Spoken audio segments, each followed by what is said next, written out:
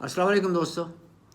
زبان و مکان کے حوالے کے بغیر ہم کسی سفر کو دیکھ نہیں سکتے. تو خاص طور پہ میں اپنے حوالے سے بات کروں تو میرا جو ادبی سفر ہے وہ 25 سال کی عمر سے لے کر 30 سال کی عمر تک پہلے ناول کے حوالے سے رہا. شروع ہوا اور اسی دوران یہ ناول سوچا گیا، اسی دوران پلان کیا گیا اور اسی دوران وہ چھپ بھی گیا. تو عام طور پہ یہ ہوتا ہے کہ تعارفی تقریب ہوتی ہے، خاص طور پر جو ابتدائی ناولز ہوتے ہیں ان کی. تو میرا یہ پہلا ناول تھا، اس سے میں نے تعارفی تقریب نہیں رکھا اور نہ ہی وہ اور تقریب ہوتی ہے جس میں حوصلہ افزائی زیادہ کی جاتی ہے، ایسا رکھا. اور نظریے کے حساب سے بھی کچھ ایسا نہیں تھا کہ میں نے کوئی نظریہ سوچ کے تو اسے لکھا تھا. جو میں نے ایک کہانی سوچی اور اس کے بعد جو نظریات کو اہمیت دی جاتی رہی وہ کرداروں کے حوالے سے وہ آگے بڑھتے رہے.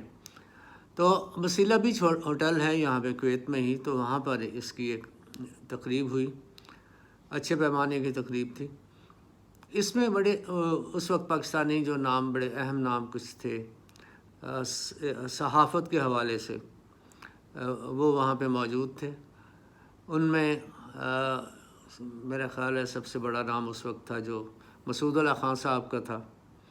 اس کے بعد نعیم مرزا ہیں، وہ ایک ادیب ہیں بڑے مشہور، وہ طارق ملک. تو وہ اس کے علاوہ سعید صفدر صاحب. تو یہ لوگ سارے موجود تھے جنہوں نے اس تقریب میں یعنی مضامین وغیرہ پڑھے اور اپنے خیالات کا اظہار کیا، ناول پر بات کی. تو دلچسپ تقریب تھی. دلچسپ اس حوالے سے کہ میرا ناول تھا اور پہلا ناول تھا اور مناسب جگہ پر اس کا اہتمام کیا گیا تھا، اور اس وقت کے جو نامور لوگ تھے کویت میں موجود وہ آئے تھے، تو انہوں نے اپنے اپنے خیالات کا اظہار کیا. تو اسے ہم سیریس گفتگو نہیں بناتے، دلچسپی کے حوالے سے ذرا دیکھتے ہیں. تو بڑا لطف رہا. طارق ملک ایک امپورٹنٹ نام ہے آج کل پاکستانیوں کے حوالے سے، خاص طور پر پاکستانی کینیڈین ہیں جو ان کے حوالے سے انگریزی رائٹر ہیں. تو انہوں نے اپنے خیالات کا اظہار کیا. اور نعیم مرزا صاحب معروف نام ہے پاکستان میں، بہت اہمیت ہے مختلف حوالوں سے ان کی، سوشل ورکر کے طور پہ بھی اور ادیب رائٹر کے طور پہ بھی. فیمنزم کے پہ انہوں نے کافی کام کیا. بڑی اچھی کتاب انہوں نے، ایک موٹی سی کتاب، بڑی مہنگی سی کتاب، وہ انہوں نے چھپوا دی ہے، آج کل مارکیٹ میں ہے، اور اس کے علاوہ بھی کام کر رہے ہیں. مسعود اللہ خان صاحب کے نام سے کون واقف نہیں ہے، صحافت کی دنیا میں بہت امپورٹنٹ نام ہے. تو ان سب نے اپنے اپنے خیالات کا اظہار کیا. تو میں اس میں سے تھوڑی دلچسپی کی باتیں کچھ بتاتا ہوں. طارق ملک نے تو ہم پلان کرنے میں سمندر کے کنارے بیٹھ کے ہم نے یہ ناول پلان کیا تھا، اور اس کے بعد انہوں نے سیریس کام کرنا شروع کیا. بہت سے حالات ہوئے، کویت پر قبضہ ہو گیا، طارق ملک کی فیملی کو کافی سفر کرنا پڑا، لیکن بہرحال کوئی ایسا نقصان نہیں ہوا جو کہ قابل تلافی نہ ہو. یہ ایک اچھی بات تھی. تو مسعود اللہ خان صاحب پاکستان آ کے پہلے وہاں پہ کویت ٹائمز پہ کام کرتے تھے. یہاں جب دا نیوز کا آغاز ہوا تو انہیں وہاں بلا لیا گیا. تو مسعود اللہ خان صاحب نے ایک بڑی دلچسپ بات کی، اس کو سب سے پہلے میں شیئر کرنا چاہوں گا. انہوں نے کہا خیالات کا اظہار کرتے ہوئے، کہتے ہیں ایک بات سمجھ میں نہیں آتی مجھے، فیاض ظفر کو تکلیف کیا تھی کہ ناول انہوں نے لکھ دیا. اچھا خاصے بیٹھے تھے، پڑھا رہے تھے، بچوں میں اٹھ بیٹھ رہے تھے، ہم لوگ یاروں دوستوں میں اچھا ہوتا تھا، ہماری نشستیں ہوتی تھی ویکینڈ پر تو بات چیت ہو جایا کرتی تھی، تو لطف آتا تھا. بس ویسے ہی انہوں نے کہا کہ بھئی یہ کیا تکلیف کیا تھی. بہرحال اور مزید انہوں نے خیالات کے اظہار کر کے پھر خود ہی، وہ چونکہ تنقید کے موڈ میں آئے تھے تو وہ لگتا ہے آنکھیں ان کی مڑ گئیں اور خود پہ بھی تنقید کرنا شروع ہو گئے. وہ کہتے ہیں شاید اس لیے مجھے ایسا لگ رہا ہے کہ کیوں ایسے فیاض ظفر کو کیا تکلیف ہوئی، تو شاید مجھے بھی اس لیے یہ سب سوال میرے ذہن میں آ رہا ہے کہ یہ کام تو میں بھی کرنا چاہ رہا تھا، میں نہیں کر پایا، تو شاید اسی لیے میں یہ سوال میرے ذہن میں آ گیا. تو بہرحال اچھا دلچسپ وقت تھا. اور نعیم مرزا نے ایک جو بات بڑی مزے کی وہ یہ تھی کہ ہم 3 دوست اس وقت، نعیم مرزا، طارق ملک اور میں، خاص طور پہ قابل ذکر ہے کسی حوالے سے یہ بات کہ تو ہم لوگ مطلب ایک دوڑ میں لگے تھے نام کے حوالے سے. تو مجھ سے تو دونوں بہت آگے نکل گئے، نعیم مرزا بھی بہت آگے نکل گئے اور طارق ملک بھی آگے نکل گئے. تو اس وقت تک انہوں نے ادبی کام کی کوئی کچھ پروڈیوس نہیں کیا تھا. میں ذرا جلدی اس میں پڑ گیا، وہ ذرا زیادہ بڑے کاموں میں تھے، تو میں نے کہا چلیے چھوٹے کام سے ہی شروع کر دیتے ہیں. تو نعیم مرزا نے جو مزے کی بات کہی وہ یہ ہے کہ کہتے ہیں کہ اسٹیج پہ آگے کہ وہی ہو گیا جو جس کا خطرہ تھا، کہ ہم لوگوں میں سے ہر کوئی شاید ہی اس بات پہ پریشان تھا کہ ہم اپنے کسی یار دوست کے حوالے سے کسی جگہ پر نہ پہچانے جائیں. تو اس وقت تک تو بہرحال یہی صورتحال تھی کہ کہتے ہیں کہ یہی ہوا ہے کہ فیاض ظفر کے حوالے سے جی ہم فیاض ظفر کے دوست ہیں تو یہاں پر آئے ہیں، یا بعد میں کہا جائے گا یہ اچھا یہ فیاض ظفر کے دوست ہیں. تو بہرحال صورتحال تو اب الٹی ہی ہے. ویسے ہی ہے نعیم مرزا زیادہ مشہور نام ہے، طارق ملک جو ہیں وہ زیادہ ہے. تو اس وقت انہوں نے کہا کہ بھائی وہی ہو گیا خطرہ کہ ہم جس طرح انٹروڈیوس نہیں ہونا چاہ رہے تھے ویسے ہی ہو گیا. خیر تقریب ہو گئی. یہ کویت میں پہلا اردو ناول تھا، یعنی کوئی ناولسٹ وہاں پہ تھا، فیاض ظفر کا ہی تھا. کافی عرصہ بعد، اتنے زیادہ بھی نہیں لیکن بہرحال کافی عرصہ کے بعد وہاں پہ ایمبیسڈر گئے، بخاری صاحب تھے، وہ رائٹر تھے. تو لیکن اور کوئی ایسا فکشن رائٹر وہاں پر نہیں تھا. شاعر تو بہت ہوتے ہیں، ان سے بہت اچھے ہوتے ہیں، اچھا کلام، محفلیں رونقیں لگتی رہتی ہیں آدمی. لیکن نثر کے حوالے سے ایسا کوئی نام نہیں تھا وہاں پہ. اس وجہ سے بھی تھوڑا لطف رہا زیادہ کہ ایک نئی ایکٹیویٹی جو ہے وہاں پہ شروع ہوئی، اور نثر لکھنے کے بارے میں بھی لوگ سوچنے لگے کہ یہ کام ہو چکا ہے وہ تو اور بھی ہونا چاہیے، جو کہ دلچسپی رکھ رہے تھے اور شاعری تک محدود تھے. یہ جب خبریں وغیرہ چھپیں تو اس کے بعد ضروری جگہ پہ جو لوگ تھے دلچسپی رکھتے تھے یا مجھ سے کہا گیا، میں نے ناول انہیں دے دیا.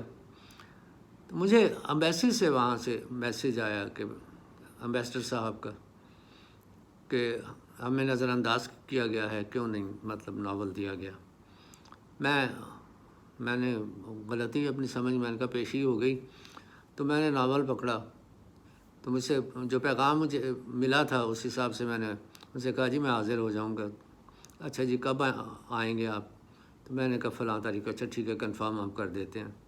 تو انہوں نے کنفرم کر دیا تو میں امبیسی چلا گیا. امبیسی گیا تو میں نے میرا پاسپورٹ رینیو ہونے والا تھا، میں نے جیب میں رکھا فرنٹ پاکٹ پہ یہاں شرٹ کی. تو یعنی ویسے اتفاقاً میں نے کہا جا کے تو واپسی پہ کام کرنے کے بعد واپسی پہ میں جمع کراؤں گا. تو جب گیا تو مجھے جب پتہ چلا ریسیپشن پہ صاحب جو بیٹھے ہوئے تھے کہ فیاض ظفر آئے ہیں اب، تو انہوں نے وہ اٹھ کے ملے مجھے. جیب میں پاسپورٹ دیکھا، یہ پاسپورٹ ہے کہ کیا کام ہے اس کا پاسپورٹ کا؟ میں نے کہا نہیں کوئی نہیں، بعد میں امبیسڈر صاحب سے مل لوں گا، اس کے بعد پھر میں انہوں نے بلایا تھا تو اس کے بعد پھر میں ایسے کرا لوں گا. نہیں یہ پاسپورٹ نہیں، کیا کام کیا ہے اس کا؟ یہ میں نے کہا رینیول کا ہے. ٹھیک ہے اپنے گھر کا وہ ذرا ایڈریس بتا دیں تو پھر یہ پہنچ جائے گا وہاں پہ. حیران ہو گیا کہ یہ کیا ہو گیا. تو بہرحال اس کے بعد وہ دے دیا میں نے پاسپورٹ، اور انہوں نے ایڈریس وغیرہ لکھ لی، اور میں بہت حیران میں اس طرح سے قابل عزت کس طرح سے ہو گیا. تو امبیسڈر صاحب سے ملا، پھر بڑا عجیب قسم کا میرے لیے سب کچھ تھا. ادھر ریڈ کارپیٹ ایک ادھر بچھا ہوا ہے، راستہ ہے ایک ادھر سے دروازے سے ادھر آ رہا ہے، ادھر سے آگے صوفہ پڑا ہوا ہے. تو ادھر سے امبیسڈر صاحب آئے، ادھر میں صوفے سے اٹھ کھڑا ہوا جہاں مجھے بٹھایا گیا تھا. تو ادھر صوفے پہ ایک کارنر پہ وہ بیٹھ کے دوسرے پہ میں بیٹھ گیا. اس کے بعد امبیسڈر صاحب نے گفتگو شروع کر دی. پڑھے لکھے امبیسڈرس ہوتے ہی پڑھے لکھے ہیں. تو میں ویسے بس جھجکا تھوڑا سا بیٹھا تھا. تو انہوں نے بہرحال ادب پہ بات چیت شروع کر دی. میں نے کہا جی اچھا ہاں اچھا ایسے ہی کوئی ہمت نہیں ہوئی میری بات چیت کرنے کی، ایسی خاص کوئی بحث کرنے کی، نہ مجھے ان کتابوں کا زیادہ مجھے یاد تھا، ریفرنسز مجھے بہت کم یاد رہتے ہیں، نہ رکھتا ہوں کیونکہ تنقید کا مجھے وہ نہیں ہوتا، تنقید نگاری کرنی ہو تو اس میں ذرا انسان زیادہ ریفرنسز کو رکھتا ہے۔ تو بہرحال میں نے پھر انہیں ناول پیش کیا، بڑے احترام سے ان کی باتیں سنی، ان کے نالج کو سراہا اور اپنی کم علمی کا اظہار کیا، اور سوچا کہ بھئی آئندہ جو لکھیں گے ہم زیادہ پڑھ لکھ کے لکھیں گے۔ نہیں، ایسا نہیں، بس یہ ایک مذاق میں بات آ گئی، ایسا کچھ نہیں ہوا۔ تو بہرحال بڑا اچھا رہا سب۔ تو امبیسڈر صاحب نے خاصی حوصلہ افزائی کی، اور ایک اور بات ہوئی کہ میں نے وہاں پہ ایک ادب کی تنظیم بنوائی تھی، اور جس کی میٹنگز کبھی یعنی 15 دن کے بعد تقریباً ہوا کرتی تھی، میرے فلیٹ پر ہی ہوتی تھی۔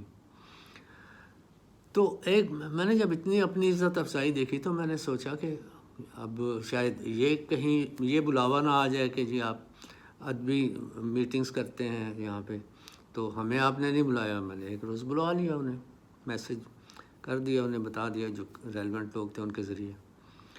تو وہ انہوں نے کہا ٹھیک ہے جی، پروگرام رکھ لی گیا، ارینج ہو گیا۔